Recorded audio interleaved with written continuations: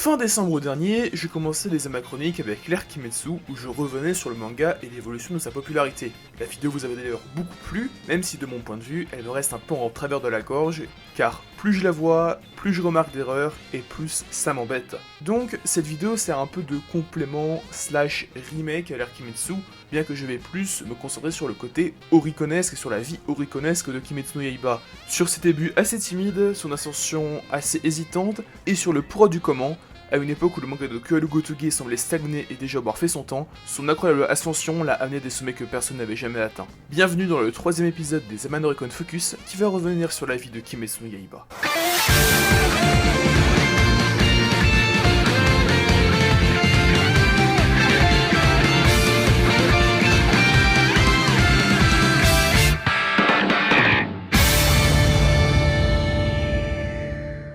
2016. Commence dans le Weekly Shonen Jump un manga d'une mangaka totalement inconnue, Kimetsu no Yaiba. Gotoge étant alors totalement inconnu du public, il s'agit de sa première sérialisation, et ça se remarque sur le tome 1. Il sort le 3 juin 2016 alors que le marché se remet lentement du catastrophique printemps 2016, et Kimetsu rate donc, assez logiquement, le coche pour sa première semaine de vente, où il est malgré tout estimé environ 10 000 exemplaires vendus en 3 jours. Un démarrage assez moyen pour une nouveauté Jump de l'époque, mais qui restait suffisant pour tout de même rester dans le magazine, même si à ce stade, c'était un peu plus par procuration. Le tome 2 s'en sortira logiquement un peu mieux en partant à 16 323 copies vendues en 4 jours début août 2016. La série recrutait des lecteurs et progressait petit à petit, même si à ce stade on manquait clairement de recul et ça restait assez timide. Le tome 3 fera aussi un peu mieux que le tome 2, avec 25 967 copies vendues en 6 jours, Kimetsu no Yaiba ne réussira toujours pas à rester dans le top 50 plus d'une semaine, mais il était désormais un habitué, parvenant assez logiquement à faire entrer chacun de ses tomes. Et c'est déjà la fin de l'année 2016 pour Kimetsu, vu que son premier tome était sorti en juin. Il finit donc l'année Oricon 2016 logiquement hors du top 50 volume et du top 50 série,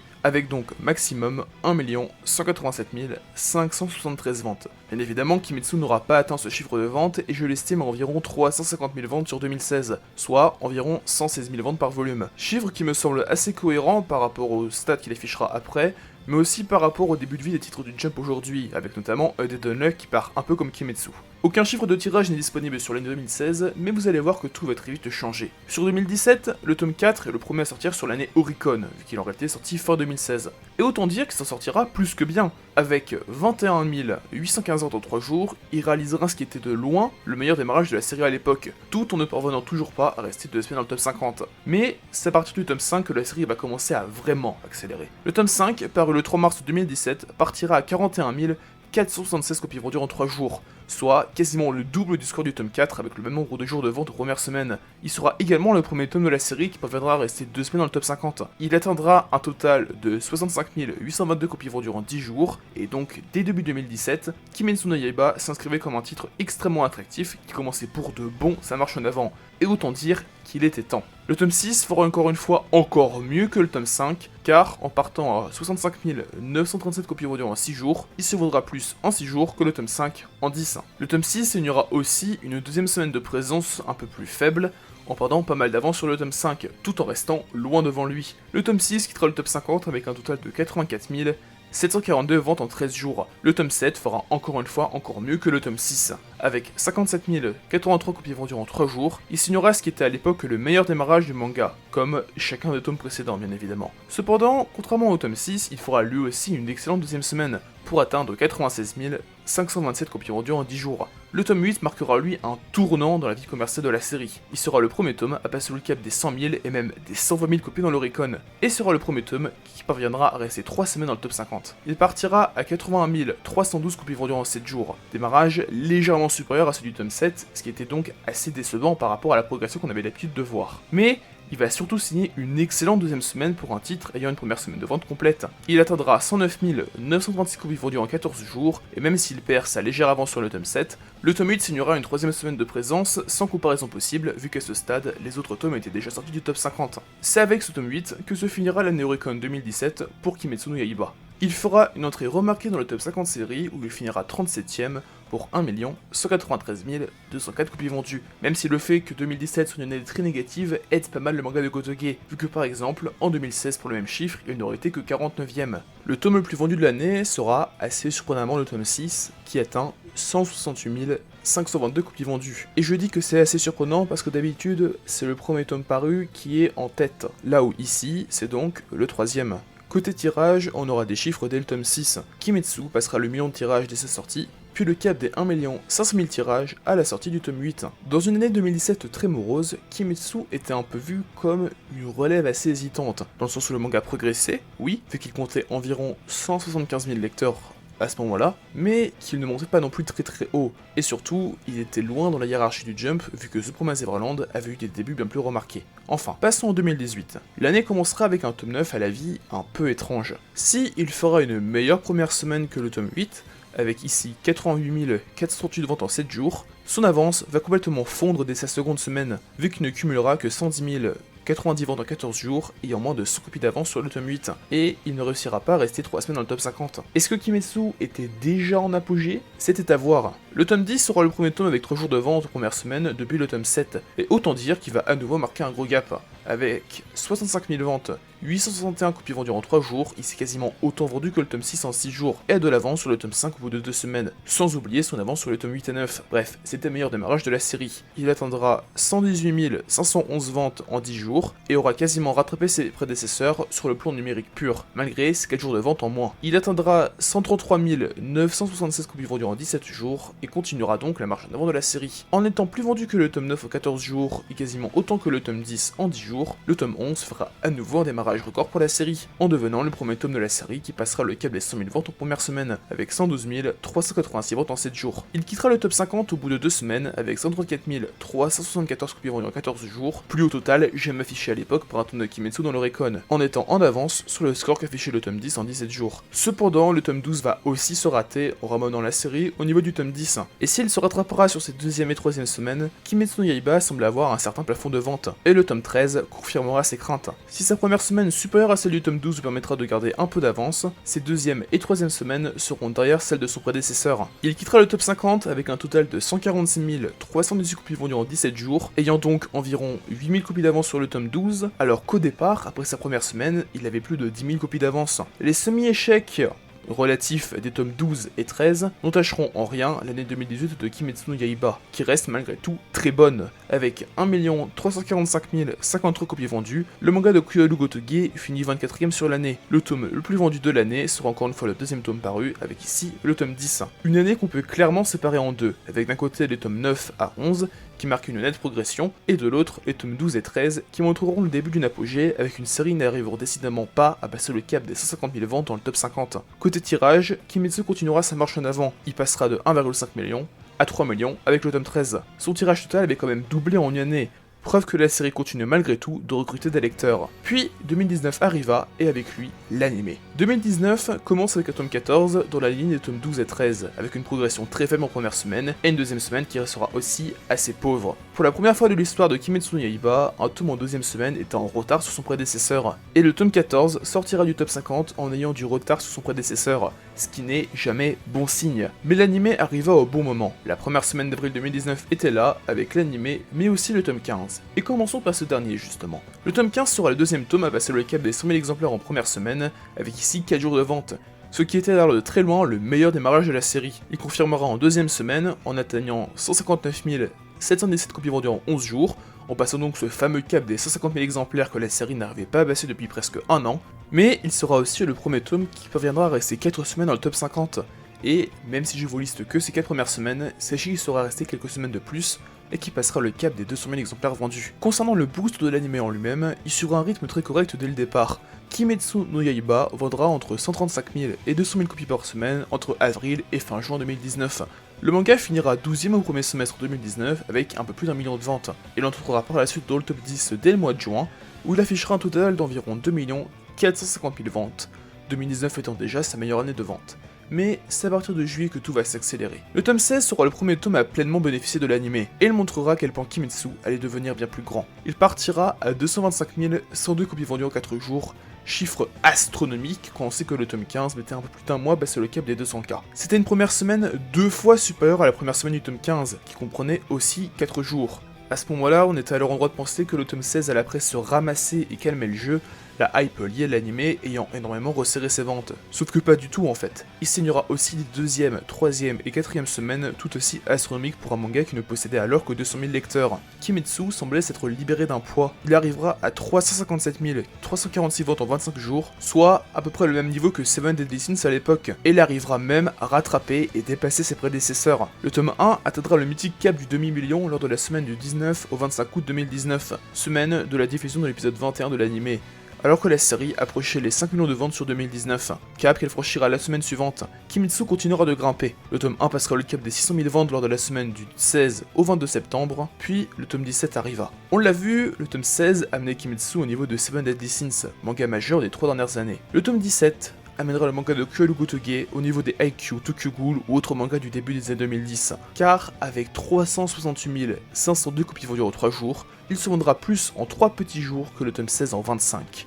Puis, lors de sa deuxième semaine, le tome 17 dépassera le cap des 500 000 ventes malgré le passage du typhon Agibis sur le Japon, ce qui avait bouleversé les ventes de la semaine du 7 au 13 octobre. Le tome 17 avait alors moins de 200 000 copies de retard sur le tome 1, retard qu'il allait très vite combler. Kimetsu se mettait en marche vers le cap du million de lecteurs, mais surtout vers la première place annuelle. Il arrivait alors à 8 630 000 ventes sur 2019, là One Piece était à 9 585 000 ventes. Le duel pour la première place pouvait débuter, même si en vrai il n'y a même pas eu de match. Dès la semaine suivante, où le manga de Gotoge comblera 300 000 copies de retard d'un coup, tout le monde avait compris que One Piece était impuissant face au raz-de-marée Kimetsu.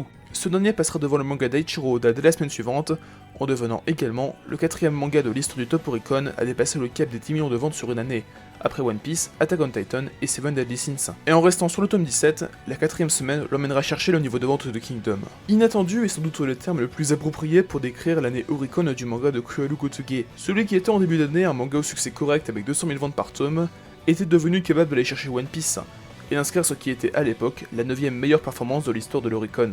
12 057 628 ventes, alors qu'il était environ à 1 580 000 à la fin du premier semestre. C'est juste dingue. Toute la série dans le top 50 volumes. Le tome le plus vendu de l'année, son tome 17, était à 926 446 copies vendues, quand les années précédentes, les tomes passaient difficilement les 200 000 ventes. Ce sera encore plus voyant côté tirage. Avec le tome 14, premier tome de l'année, le manga atteignait les 4 500 000 tirages. Mi-novembre, il était à environ 20 millions. C'est un Kimetsu transfiguré, transformé, nouveau, dominant, maître du monde des ventes qui entamait l'année 2020, qui sera l'année la plus importante dans son cas. 82 345 447 ventes en un an, soit plus que Hunter x Hunter au total depuis 1998. Un tirage total passé de 20 millions à 100 millions en s'arrêtant à la fin de l'Oricon 2020 et qui a aujourd'hui atteint les 150 millions. 6ème manga le plus imprimé de la Shueisha à l'heure où je vous parle, et qui risque fortement de passer 4ème d'ici la fin de sa vie. L'année de vilement de Kimetsu est difficilement explicable à part le fait de dire bah lol il s'est bien vendu quoi.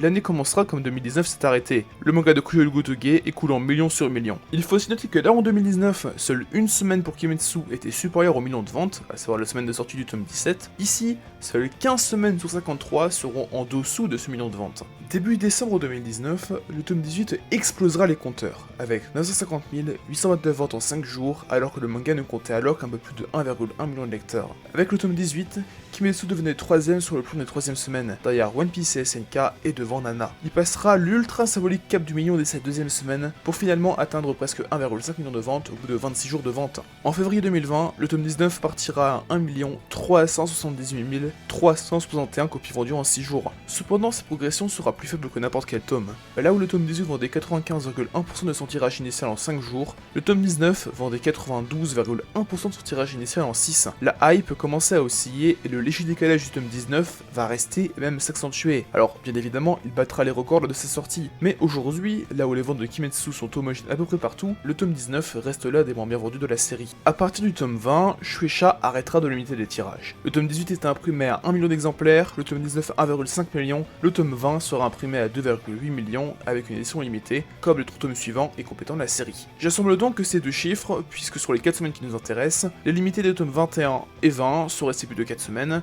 celle du tome 22 3 et celle du 23 2. Le tome 20 explosera logiquement les records, en venant frôler le cap des 2 millions dès sa première semaine. Il passera après celui des 2,3 millions, puis les 2,5 millions lors de sa 3ème semaine. Avec le tome 20, Kimetsu se rapprochait de plus en plus du niveau suprême, le plus haut niveau jamais affiché par un tome, et même par une série.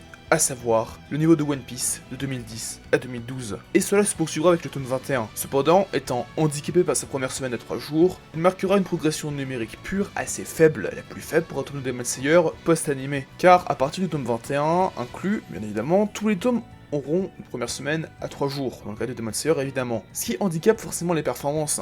Enfin, cette légère hausse numérique mise à part, Demon Slayer atteignait pour de bon le sommet de l'histoire avec son tome 21, en surpassant le plus haut total jamais affiché en 3 semaines, avec 2 867 942 copies vendues en 17 jours, là où le tome 66 de One Piece atteignait 2 821 277 en 19 jours. Tome 22 sortira début octobre, à un moment où les ventes commençaient sérieusement à s'essouffler, retrouvant peu à peu leur niveau de mi-2019. Le pénultième tome de la série partira au total à 2 204 279 copies vendues en 3 jours. Cependant, il signera une deuxième semaine quasiment égale à celle du tome 21, avec un total de 614 347 unités vendues en deuxième semaine, contre 608 534 pour le 21. Kimetsu commençait petit à petit à retrouver un plafond de vente, cette fois non pas dû à la faible popularité du manga, mais à la démographie du Japon. Cependant, le film relancera complètement la machine, et le tome 22 va en bénéficier. Il sera le premier tome de l'histoire qui parviendra dépasser les 3 millions de ventes en 3 semaines. Il fera encore mieux en 4ème semaine en dépassant le total de vente du tome 61 de One Piece sur un an, ce qui était jusque-là le record de vente d'un tome, en seulement 4 semaines. Et les 4 semaines suivantes, cette 4ème semaine du tome 22, seront les 4 dernières de 2020. Semaine qui vont lui permettre de franchir le cap des 80 millions de ventes sur une année. Kimetsu finira 2020 comme le vendeur suprême. Celui que personne n'avait vu venir, mais aussi celui que personne n'avait réussi à suivre. Dire qu'il s'est bien vendu, c'est à ce stade un euphémisme. Les 22 tomes les plus vendus de 2020 seront des tomes de Kimetsu, l'édition simple de 22 finissant devant celle du tome 20 qui finissait elle-même devant celle du tome 21. Et on peut ajouter à ces 22 tomes les 3 éditions limitées des tomes 20 à 22 et le fanbook. 26 tomes estampillés Kimetsu no Yaiba dans un top 50 annuel. Le tome le plus vendu de l'année, le tome 18, approchait même les 4 400 000 ventes.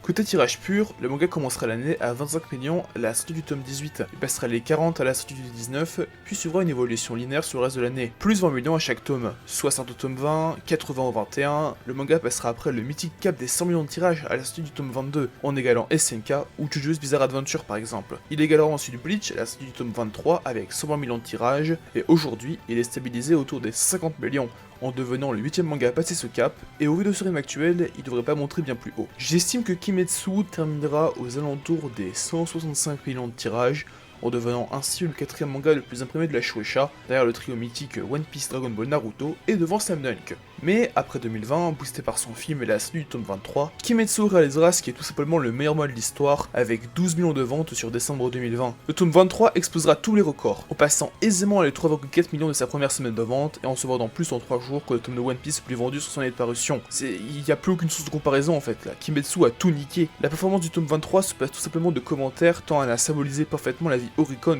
post-2019 de Kimetsu. Des ventes astronomiques et des records à ne plus savoir quoi en faire. Aujourd'hui, sur le Oricon 2021, le manga totalise environ 26 millions de ventes, et ne part pas favori pour la première place. La faute à un Jujutsu Kaisen qui a réussi à réunir autant de lecteurs que One Piece, et un Tokyo Revengers qui arrive à toute vitesse derrière, en progressant au même rythme que le manga de Gotoge il y a déjà de cela 2 ans. Désormais ancien de l'Oricon, Kimetsu no Yaiba tire peu à peu sa révérence, en pouvant tout de même se vanter d'avoir durablement marqué l'industrie du manga. Au total, entre le 3 juin 2016 et le 9 mai 2021, date à laquelle les données traitées dans cette vidéo s'arrêtent, Kimetsu no Yaiba a vendu environ 123 408 541 exemplaires depuis la sortie du tome 1, sa pire année de vente complète, hors 2016 du coup, est naturellement 2017, avec 1 193 204 ventes, où il était 37ème sur le Recon 2017, derrière Boruto et devant Seiki Kusuo en Obsidian. Sa meilleure année de vente est naturellement 2020, avec 82 345 447 exemplaires vendus. Il était premier sur le Recon 2020, mais a aussi récupéré énormément de records cette année-là, on y revient après.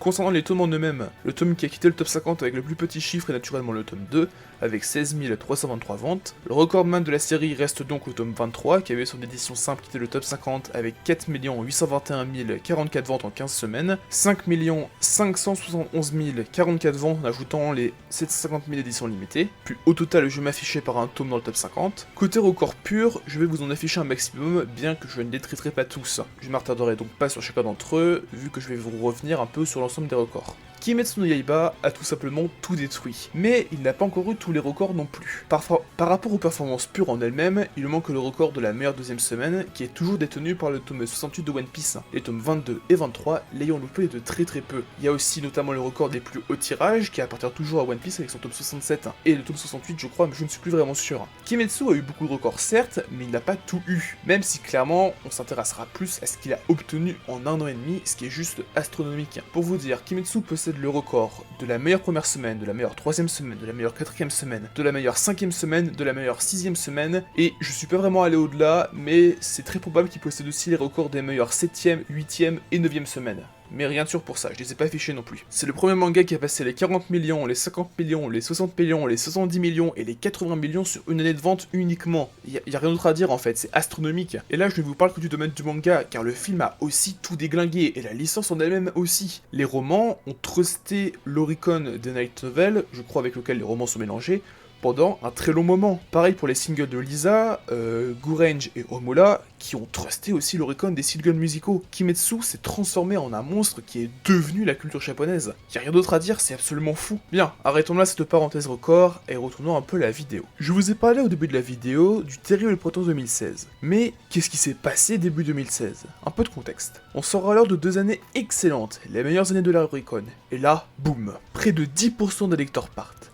D'un coup. Alors certes, on sortait de très belles années, et il fallait bien que la hype retombe à un moment, sauf que là c'est l'ensemble du marché qui a pris cher. Et même les mangas qui étaient alors en plein essor, comme MHA, accusent toujours un décalage pré- et post-printemps 2016. La raison est simple, c'est début 2016 que les éditeurs ont vraiment commencé à mettre en avant les plateformes numériques japonaises, et à partir de là que le lectorat va lentement migrer. Et donc, le lectorat physique va lentement se réduire, à tel point que 2017 et 2018 seront les plus mauvaises années de l'ère Oricon, et malgré un début de remontée, 2019 restera dans le bas du tableau. Cependant, 2020 remontera la pente, et même en oubliant Kimetsu, impossible de nier que le marché a repris des couleurs, malgré le pompage numérique qui continue et qui continuera jusqu'à la mort du manga, ou des serveurs. C'est simple. Sur le premier semestre, le manga de Kyoido Gotoge a lentement pompé des lecteurs à d'autres mangas, ce qui s'est clairement ressenti puisqu'à part Kimetsu et les mangas en croissance, la plupart des cadors réalisaient des ventes très moyennes, One Piece passant par exemple en dessous de la barre du million en première semaine, et TPN dégringolant complètement jusqu'à retrouver son niveau pré-animé. Puis, tout s'envole. La raison est facile à trouver. Kimetsu ne pouvait plus récupérer des lecteurs chez ses concurrents, alors c'est simple.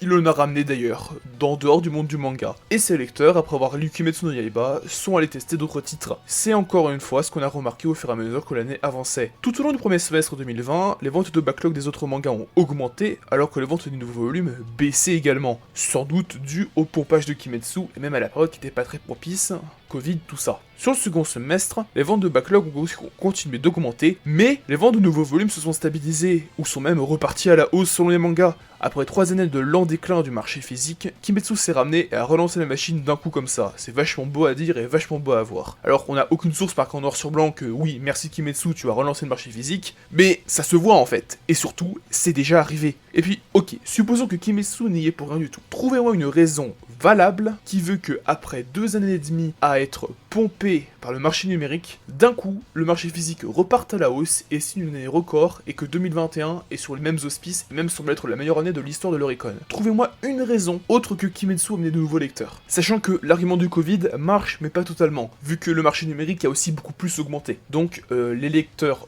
nouveaux entre guillemets du Covid sont les plus sur le marché numérique. Et surtout que le Japon n'a pas été tant que ça gêné par le Covid. Il a surtout été en avril 2020 sur le marché physique. Et surtout, c'est que un cas comme ce qui est arrivé avec Kimetsu en 2020, c'est déjà arrivé. En gros, pour faire simple, il y a 3 remontées majeures du marché sous l'ère Oricon, pour l'instant. 2020 en est une, les 2 autres sont 2010, 2011 et l'année 2013. Et qu'est-ce qu'on trouve sur ces 2 périodes? Ce qui était, jusqu'à l'ascension de Kimetsu, les 2 plus gros boosts de l'ère Oricon. D'abord, l'explosion de One Piece et la prise de pouvoir de SNK, qui sont encore aujourd'hui 2 titres ayant marqué la dernière décennie oriconesque de par leur longévité. Et ces 2 titres ont impressionné grâce à leur gain de lecteurs. Et ces 2 titres ont aussi réussi à provoquer une dynamique positive. One Piece a créé dès 2010 une dynamique positive qui poussera l'Oricon jusqu'en 2013, où SNK prendra le relais, et grâce aux lecteurs qu'elle a été chercher en dehors du marché, mais aussi au reste du boost de One Piece, ils créeront à eux deux l'âge d'or 2014-2015. Et c'est quelque chose qu'on a retrouvé chez Kimetsu en 2020, mais puissance 1000. Car là où SNK et One Piece ne boosteront un minimum le marché et serviront surtout surtout à le maintenir, Kimetsu fera encore mieux en sortant le marché physique de la tombe qui se construisait et en le ramenant sur le niveau de 2015. Et je vous parlerai même pas du marché numérique qui a eu une augmentation de presque 33% en une seule putain d'année.